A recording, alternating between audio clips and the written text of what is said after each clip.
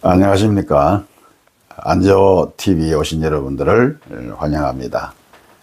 말씀으로 하루의 삶을 열어가는 안재호 TV, 오늘 방송을 시작하겠습니다.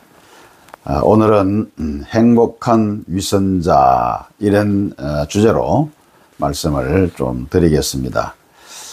막스 비어가 쓴 단편 소설 가운데 행복한 위선자라고 하는 제목에 재미있는 글이 있습니다. 여기 보면 남자 주인공 헬이라고 하는 사람이 나오는데, 이 사람은 난폭한 성품의 소유자였고 또 얼굴도 아주 험상궂게 생겼습니다. 그러다 보니 동네 사람들조차 대부분이 그를 싫어했고 길거리에서 만나는 것조차도 꺼려할 정도였습니다.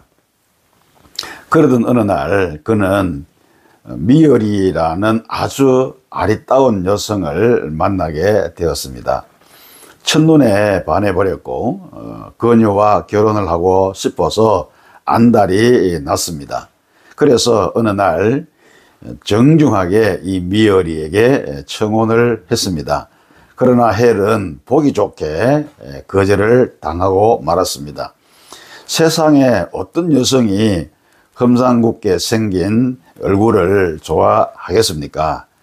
그러나 이 헬은 결코 포기하지를 않았습니다. 그는 미어리와 결혼을 하고 싶어서 고민하기 시작을 했어요. 그래서 한 가지 궁리를 했습니다. 그게 뭐냐면 세상에서 가장 인자한 얼굴 모습에 이 가면을 만들어서 그것을 쓰자는 것이었습니다. 그래서 그는 가면을 쓰고 다시금 미어리에게 접근을 했습니다. 그리고는 최선을 다해서 좋은 매너로 이 미어리를 대해 주었습니다. 그리고 난 뒤에 그는 다시금 미어리에게 청혼을 했어요. 미어리는 그 남자가 가면을 쓴 헬이라는 사실을 전혀 눈치를 채지를 못했습니다. 그저 그의 인품이 훌륭했고 또 얼굴이 인자하게 생겼기 때문에 그의 청혼을 기꺼이 받아들였습니다. 헬은 결혼을 하고 난 뒤에도 계속해서 그 가면을 쓰고 있었습니다. 행여나 자기 얼굴에 가면이 벗겨지면 어떻게 할까 늘 마음을 졸이면서 그렇게 살았습니다. 그러나 헬은 미어리를 정말로 사랑했기 때문에 최선을 다해서 좋은 모습으로 그를 대해주고 또 보살펴주고 사랑을 했습니다. 헬은 미어리가 힘들어할 때마다 그를 격려해 주었고 따뜻한 말로 그의 용기를 북돋워 주기도 했습니다. 그래서 미어리는 이 헬 때문에 정말로 행복했습니다. 또 그런 미어리의 모습을 바라보면서 이 헬도 역시 행복을 느꼈던 것입니다. 그러던 어느 날 헬의 친구가 집으로 찾아왔어요. 이 친구는 헬의 모든 비밀을 처음부터 끝까지 알고 있는 그런 친구였습니다. 그런 헬과 미어리가 너무도 행복하게 사는 모습을 보면서 깊은 감명을 받았습니다. 그리고는 스스로 이렇게 생각을 해 보았어요.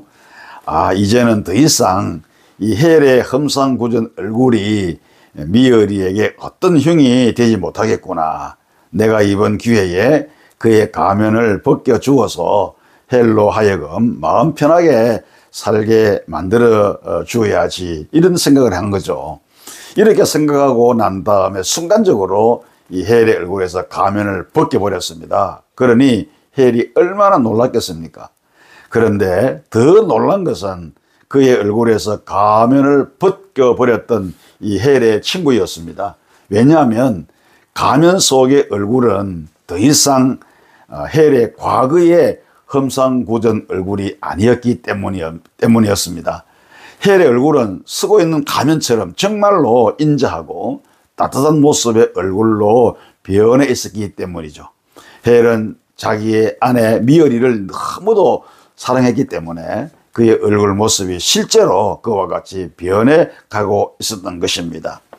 성도 여러분, 이 작품에 나오는 헬이 얼굴에 가면을 쓰고 있었다고 해서 과연 우리는 그를 위선자라고 부를 수가 있겠습니까? 우리는 겉은 양의 가죽을 뒤집어 쓰고 속은 이리인 사람을 가리켜서 위선자라고 부릅니다. 그러나 비록 양가죽을 뒤집어 썼다 할지라도 양처럼 살렸고 노력하고 애쓰는 사람을 우리는 위선자라고 부를 수가 없을 것입니다. 양처럼 살려고 노력하는 가운데 실제로 양처럼 변해갈 수가 있기 때문에 그렇습니다.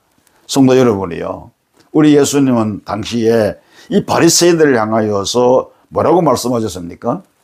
회를 칠한 무덤 같은 자들이라고 책망하셨습니다. 그래서 마태복음 23장 27절에 보면 화 있을진저 외식하는 서기관들과 바리새인들이여 회칠한 무덤 같으니 겉으로는 아름답게 보이나 그 안에는 죽은 사람의 뼈와 모든 더러운 것이 가득하도다 라고 말씀하셨습니다.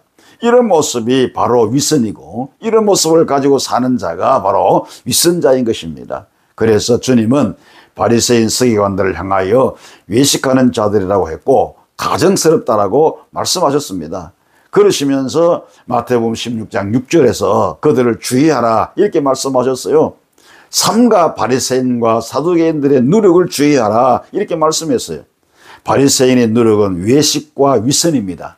그리고 사두개인의 누룩은 현세주의를 말하는 것입니다. 그들의 위선과 그리고 외식 그리고 현세주의를 주의해라는 말씀이죠. 그렇게 살지 말라는 것입니다. 우리는 비록 이리 같은 모습을 하고 있다 할지라도 양처럼 살렸고 노력하는 그 모습이 우리에게 있었으면 좋겠습니다.